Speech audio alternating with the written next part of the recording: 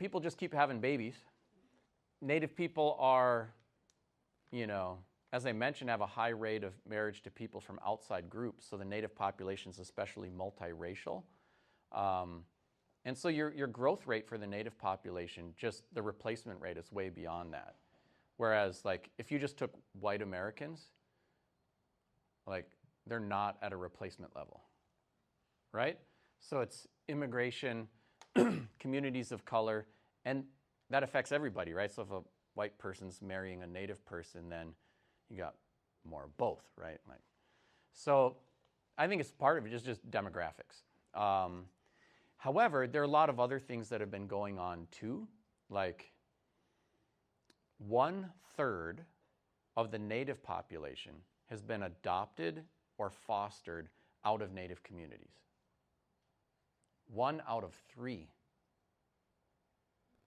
That is a radical high number. Could you imagine 1/3 of the white kids in America not being raised by their parents? It's just unbelievable. So it has been an assault on the communities and the kids.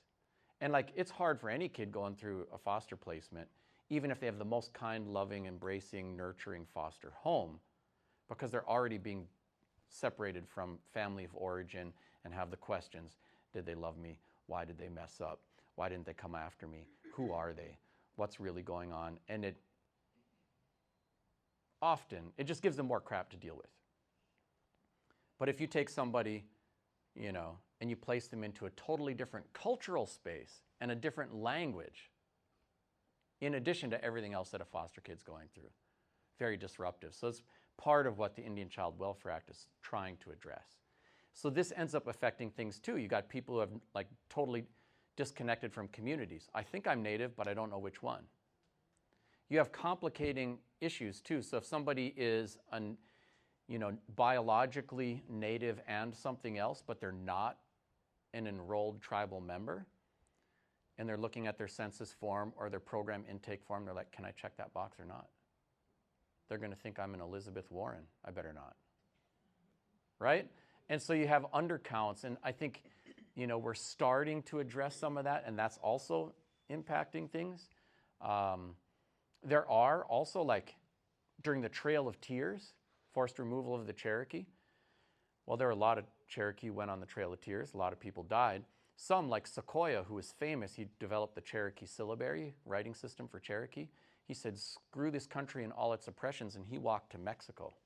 He said, I'm out. He wasn't even counted as a tribal member because he wasn't there in Oklahoma. They own him now, like in the lore or whatever. But there are a whole bunch of Cherokee people who sought refuge in a place like Mexico or with white families, because they also had been intermarrying people when they were back in Georgia and stuff like that. And so some got absorbed in. So there might be some white folk who have, identify as white, but are like, I think my great-grandma was, and there's some black folk who will hear that too. But it is good to check, because sometimes that's true, and sometimes it's family mythology, and it is not supported by the evidence once you actually dig into it.